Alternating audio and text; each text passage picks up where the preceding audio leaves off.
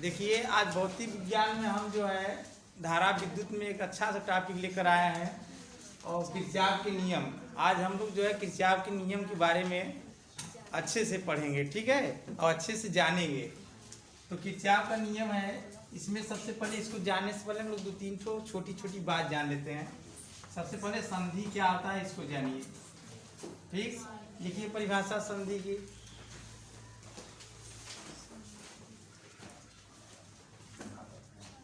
चले, हाँ लिखिए।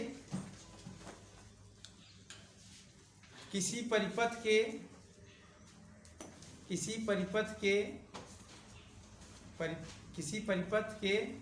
किसी बिंदु पर दो या दो से अधिक धाराएं मिलती हैं, तब उस बिंदु को संधि कहते हैं। तब उस बिंदु को क्या कहते हैं? संधि।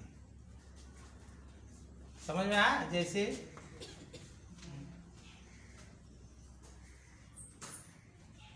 I1, I2, I3, देखो ध्यान से, यहाँ बिंदु है ना, यहाँ पर कई धाराएं मिलती हैं, इसको हम लोग क्या कहते हैं? संधि। ठीक है, तो संधि का अर्थ समझ गए ना? जहाँ पे दो या दो से अधिक धाराएं परिपथ में एक जहाँ पे मिलते हैं उसको हम लोग क्या बोलते हैं? संधि। और दूसरा लिखिए शाखा। क्या होता है?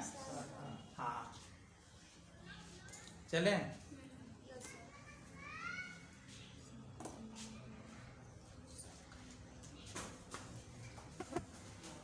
शाखा लिखिए, दो संधि को मिलाने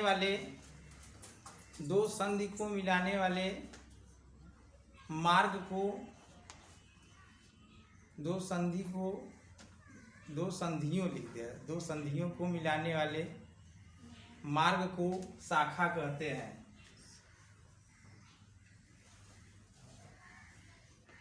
दो संधियों को मिलाने वाले मार्ग को शाखा कहते हैं। जैसे मान लो एक संधि ए है, एक संधि ए है, ठीक है, संधि ए, इसको नाम देते हैं, इसको संधि बी देते हैं। ठीक, यहाँ पर कई धारा मिली है ना, यहाँ पर भी कई धारा मिली है। अगर इसको मिला देते हैं तो एक शाखा हो गया। क्या हो गया? बात समझ में आया ना? इसको अगर ऐसे मिलाते हैं ये दूसरा शाखा हो गया, मतलब एक शाखा यहाँ हो गया, ठीक, एक शाखा ये हो गया। इसको अगर पहला शाखा माने तो ये भी क्या? एक शाखा है। मतलब ऐसे समझ लो कि इसको मार्केट समझ लो, एक मार्केट से दूसरे मार्केट को जोड़ने वाले मार्ग को हम लोग क्या कहते हैं? शाखा। यहाँ मार्केट की बात नहीं, यहाँ किसकी बात है? संधि की। संधि का मतलब क्या होता है? धाराओं का मिलन। जहाँ पे दो या दो से अधिक धाराएं आपस में मिलती है उसको लोग संधि कहते हैं। और एक बात और ध्यान से सुनो, इसमें थोड़ा नोट लिख लीजिएगा। किसी भी संधि पर समस्त धाराओं का बीजगणितीय योग शून्य होता है। क्या होता है? किसी भी संधि पर मिलने वाली समस्त धाराओं का बीजगणितीय योग शून्य होता है। और शाखा क्या हो गया? एक संधि से दूसरे संधि को मिलाने वाले मार्ग को हम लोग क्या बोलते हैं? शाखा। इसमें नोट क्या लिखोगे? किसी भी प्रत्येक शाखा के प्रत्येक बिंदु पर धारा का परिमाण व दिशा समान होता है।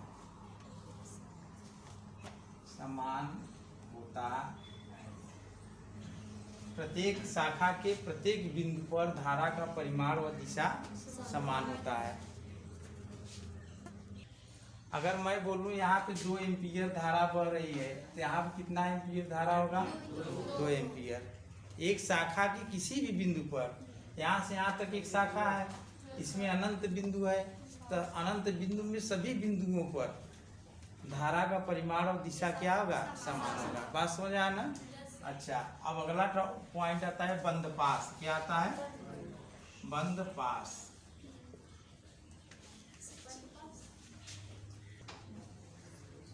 ठीक है, जब दो शाखाएं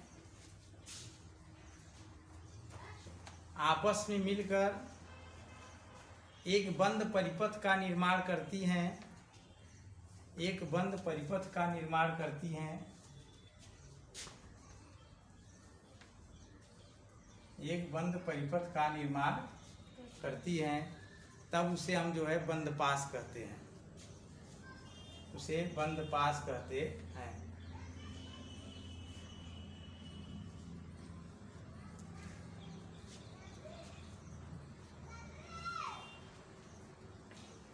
ठीक है, अब चलिए हम लोग किरचॉफ का नियम चलते हैं। ये छोटा छोटा बात हो गया, उसको हम लोग ध्यान में रखेंगे, उसका उपयोग यहाँ पर करेंगे। ठीक है, तो बंद पास किरचॉफ के नियम में सबसे पहले लिख लो, किरचॉफ ने धारा संबंधी किरचॉफ के नियम हेडिंग डाल लो पहले।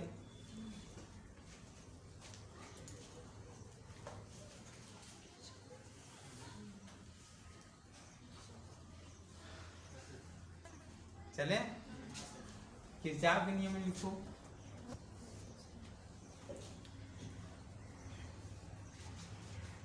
किरचॉफ ने धारा के संबंध में दो नियम दिए हैं,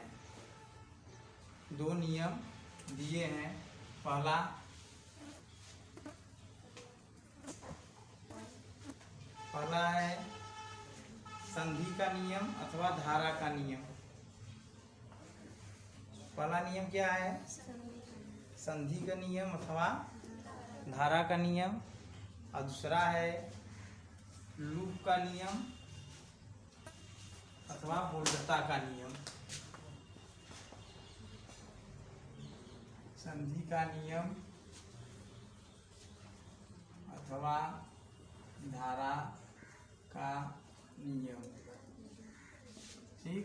दूसरा लूप का नियम अथवा बोल्टता का नियम। ठीक है, पहला क्या है, संधि का नियम अथवा धारा का नियम, दूसरा है लूप का नियम अथवा बोल्टता का नियम। लीजिए, तो चलिए, किरचॉफ ने जो है परिपथ, विद्युत परिपथ के संबंध में दो नियम दिए हैं। पहला जो है संधि का नियम अथवा धारा के नियम, दूसरा क्या है लूप का नियम अथवा बोल्टता का नियम। बात समझ में आया। तो चलिए हेडिंग डाल दीजिए, पहला संधि का नियम। ठीक है, लिखिए,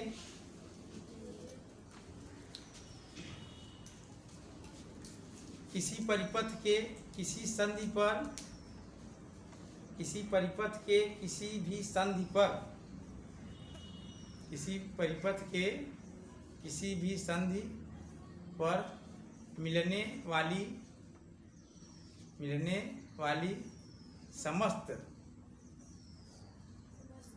समस्त धाराओं का बीजगणितीय योग शून्य होता है। अभी हम नोट में ये वाला बताए हैं ना, शून्य होता है, अर्थात सिग्मा आई बराबर 0। इसको ऐसे भी लिख सकते हैं, sigma I1 plus I2 plus I3 plus I4 dot dot, अगर IN तक है सबका योग 0 होगा। ठीक,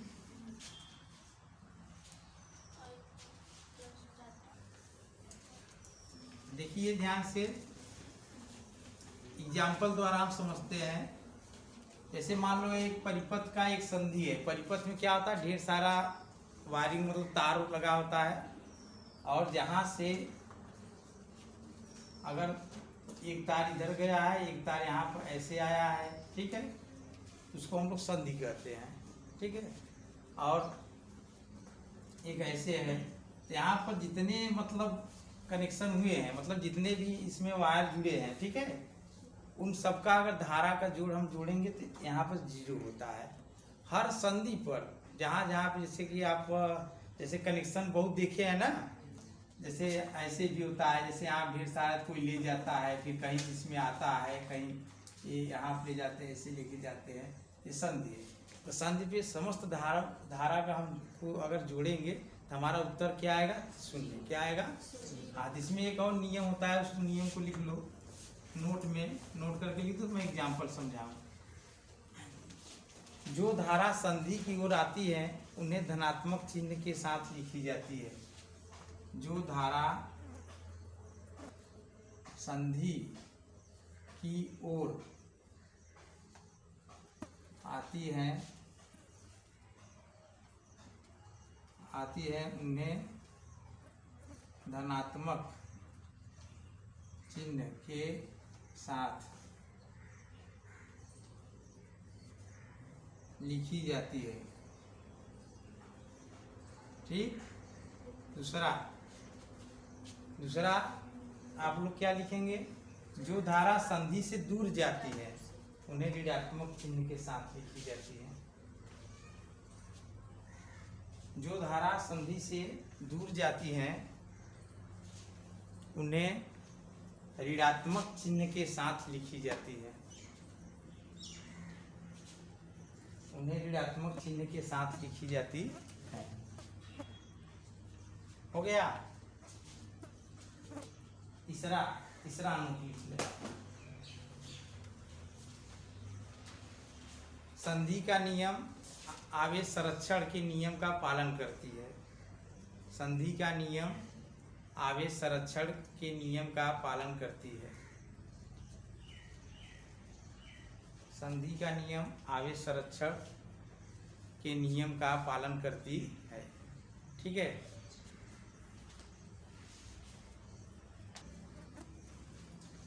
सिग्मा आई बराबर 0 का मतलब क्या होता है? किसी भी संधि पर मिलने वाले समस्त धाराओं का जोड़। तो सिग्मा आई को तोड़ेंगे तो क्या होता है? I1 + I2 + I3 + I4 जितना वहाँ पे धारा मिलेगा सबका जोड़ 0 के बराबर होगा। कौन बताया था? किरचॉफ ने बताया था। कौन बताया था? और बताया भी था, उसको उन्होंने सिद्ध भी किया था। ठीक।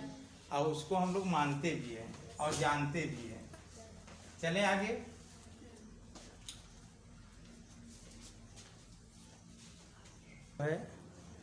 हाँ देखिए एग्जाम्पल है, यह संधि है। इस संधि पर 1 2 3 4 5 धाराएं मिली हुई है और उसमें से सभी का मान हमें पता है। जैसे इसका 5 एम्पियर, इसका 7 एम्पियर, इसका 9, इसका 8, इसका आई का मान निकलना है। किसका मान निकलना है? तो देखिए इसका नियम होता है, हम लोग क्या बोले हैं? सिग्मा आई बराबर 0। किरचॉफ क्या बताए थे? सिग्मा आई बराबर किसी संधि के लिए, किसी संधि के लिए, संधि का नाम यहाँ पे ओ रख दे रहे हैं। हाँ तो इसका हल क्या होगा? क्वेश्चन ये था, मतलब एग्जाम्पल ये था, इसमें आई बराबर प्रश्नवाचक क्या था? हाँ इसका सॉल्यूशन देखिए ध्यान से।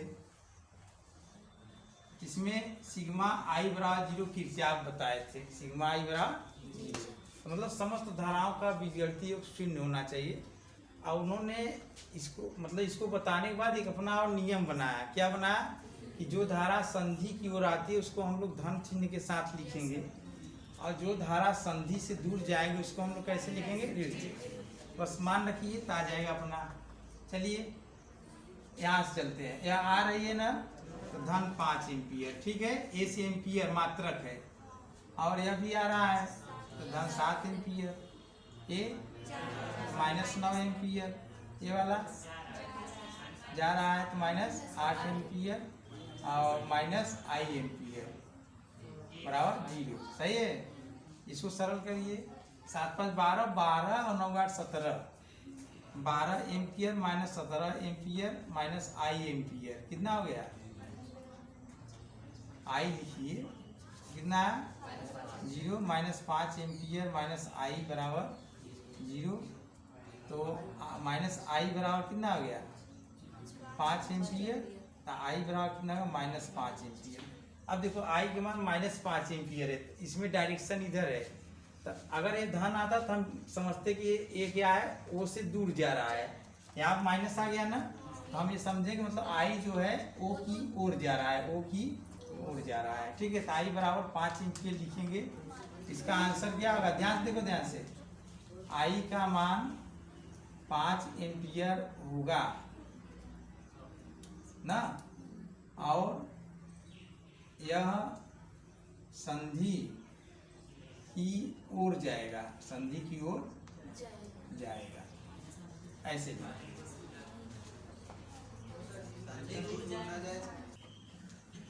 हाँ, इसको देखिए ध्यान से, इसको हम कई तरीके से लगा सकते हैं ना। हमें यहाँ पे आई का मान पूछा है, तो यहाँ पे जोड़ है, यहाँ पे एक धारा ए इन सबका योग क्या है, शून्य आना चाहिए। क्या आना चाहिए, हाँ। तो देखिए कैसे हम करेंगे, ध्यान से देखो। यहाँ पे हमें लग रहा है तीर गलत दिया है, उससे क्या मतलब है, चलो हम लोग करते हैं। ठीक है, तो देखिए इस धारा का मान निकालते हैं, इस धारा का मान निकालते हैं, इसका, ये तीनों का जोड़ यहाँ कितना होगा, शून्य। कितना होगा, तो चलिए हम लोग निकालते हैं। कैसे निकालेंगे, जैसे यहाँ से 15 आ रहा है, 15 आ रहा है ना, तो 8 इधर गया, तो यहाँ कितना बचा, 7। समझ आया नहीं, 15 एम्पियर यहाँ आया, जब 8 एम्पियर इधर चला गया, तो इधर कितना बचा, 7। धारा को जैसे पानी की तरह, पानी की बहाव की तरह समझो। जैसे कि 15 लीटर पानी यहाँ से आ रहा है, तो यहाँ से 2 रास्ता है, एक तरफ 8 लीटर चला गया, तो एक तरफ कितना है, 7 लीटर। समझ आया, 7 लीटर इधर से जा रहा है, लेकिन उधर से 3 लीटर और आ रहा है, 7 3 10। यहाँ पे जो धारा मिलेगा हमें कितना मिलेगा, 10 एम्पियर। बात समझ आया। चलो अब यहाँ देखते हैं, ये 8 इधर से आ रहा है, 5 इधर से, जब ये दोनों आपस में मिलेंगे, इधर कितना जाएगा, 13। समझ आया। तब देखो ध्यान से, अब हमें संधि इसको ओ मान लेते हैं। यहाँ लिखोगे संधि ओ के लिए, संधि ओ के लिए हमारा क्या हो जाएगा, 10 एम्पियर प्लस 13 एम्पियर और माइनस आई एम्पियर बराबर 0। कितना हो जाएगा, 23 एम्पियर माइनस आई बराबर 0, तो 23 बराबर आई। एक तरीका तो यह है। ठीक है, यह सबसे अच्छा तरीका है। फिर आगे देखो ध्यान से, दूसरा तरीका, यहाँ धारा ये मतलब 15 एम्पियर ऐसे आ रहा है, 5 एम्पियर ऐसे, 3 एम्पियर ऐसे, ये सब धारा मिलकर कहाँ से निकल रहे हैं, ओ से। समझ आया, तो समझ लो 15 लीटर जल इधर से आ रहा है। देखो 15 लीटर जब ऐसे आ रहा है, तो यह वाला पूरा, यह वाला मिलकर यहीं पाएगा ना। 3 लीटर ऐसे आ रहा है, तो यहाँ से जो आएगा धारा ऐसे घूमते हुए फिर यहीं से आएगा सारा। इधर से 5 चल रहा है, तो ये भी घूमते हुए यहीं आएगा। तो देखो सारा कितना हो जाएगा, 15 ए और प्लस 3 और प्लस आई प्लस 5। ये बीच का नहीं लेंगे तब हम ना, बीच का नहीं लेंगे, जो बाहर से आ रहा है धारा उसको लेंगे। इससे भी हो जाएगा बराबर। ये कितना हो जाएगा, ये 15 3 18 5 23 माइनस आई बराबर 0 और आई बराबर 23। इससे भी सही, इससे भी सही है, दोनों कर लीजिए, चाहे जो कर लीजिए। देखिए दूसरा है लूप का नियम या वोल्टता का नियम। बोले देखिए, किसी परिपथ के प्रत्येक बंद पास, किसी परिपथ के प्रत्येक बंद पास, किसी परिपथ के प्रत्येक बंद पास के विभिन्न खंडों में बहने वाली धारा तथा संगत प्रतिरोधों का गुणनफल, बहने वाली धारा तथा संगत प्रतिरोधों के गुणनफलों का बीजगणितीय योग, के गुणनफलों का बीजगणितीय योग उस भाग में लगने वाले समस्त विद्युत वाहक बलों के योग के बराबर होता है। समस्त विद्युत वाहक बलों के योग के बराबर होता है। या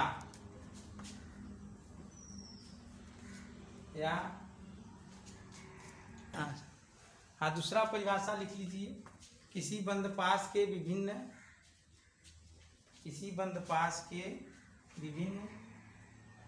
खंडों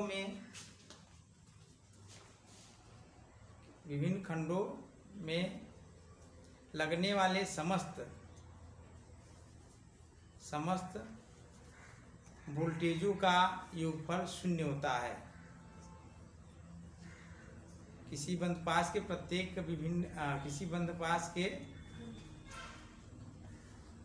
विभिन्न खंडों में लगने वाले समस्त विद्युत वाहक या वोल्टेज का योगफल क्या होता है? शून्य होता है। अर्थात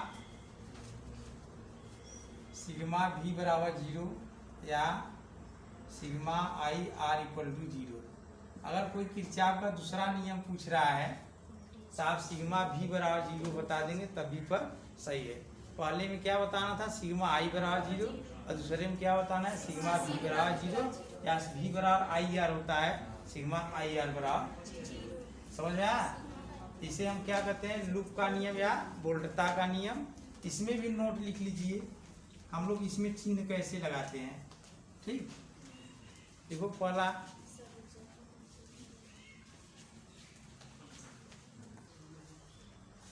यदि धारा की दिशा में प्रतिरोध को लेते हैं, यदि धारा की दिशा में प्रतिरोध को लेते हैं तब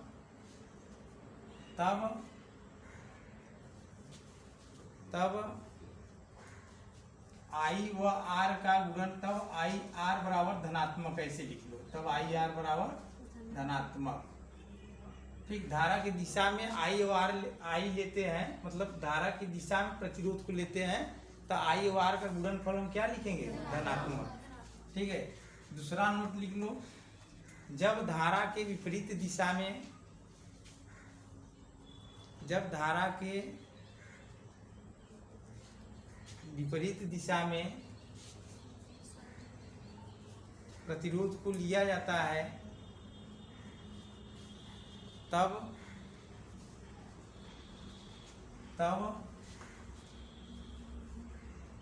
आई आर बराबर ऋणात्मक। ठीक है, तीसरा पॉइंट चले, ये तो प्रतिरोध के लिए चिन्ह हो गया ना।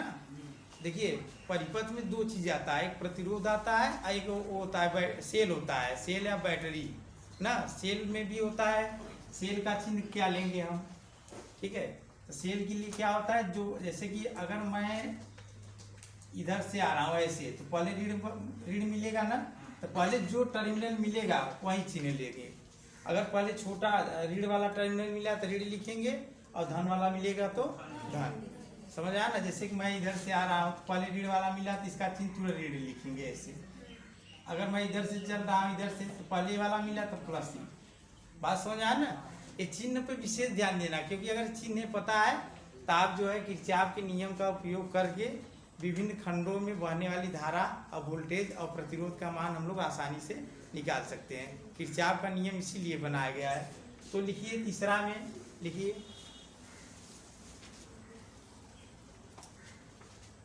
बैटरी और सेल का विद्युत वाहक बल, सेल का विद्युत वाहक बल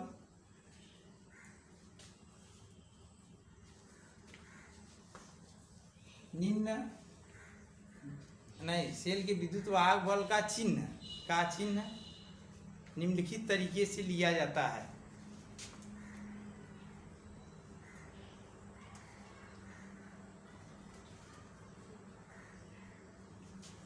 ध्यान से देखो, अगर मैं इधर से आ रहा हूँ तो पहले ऋण मिलेगा ना, तो यहाँ पे अगर इसका जो है मान लीजिए विद्युत वाहक बल ये है, अगर मैं इधर से आ रहा हूँ तो पहले ऋण मिला तो इसका हम लोग चिन्ह क्या लिखेंगे? ऋण।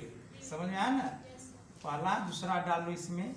अगर ऐसे है, अगर मैं इधर से चल रहा हूँ तो पहले धन मिला फिर बाद में ऋण ना, ऐसे तो हम पहले क्या लिखेंगे? ई का चिन्ह धन। समझ में आया कि नहीं आया?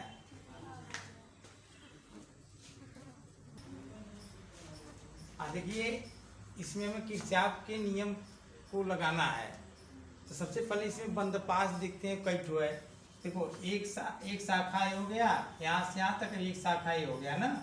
तो दो शाखा से जो है मतलब एक रास्ता यह हो गया, एक रास्ता यह हो गया, दोनों को मिलाकर एक बंद परिपथ बनाया गया है। ए बी सी डी ए बंद परिपथ कई ठो है? ए बी सी डी ए, एक हो गया। A B C D A. दूसरा क्या है? A B E F A, A B E F A. तीसरा क्या है?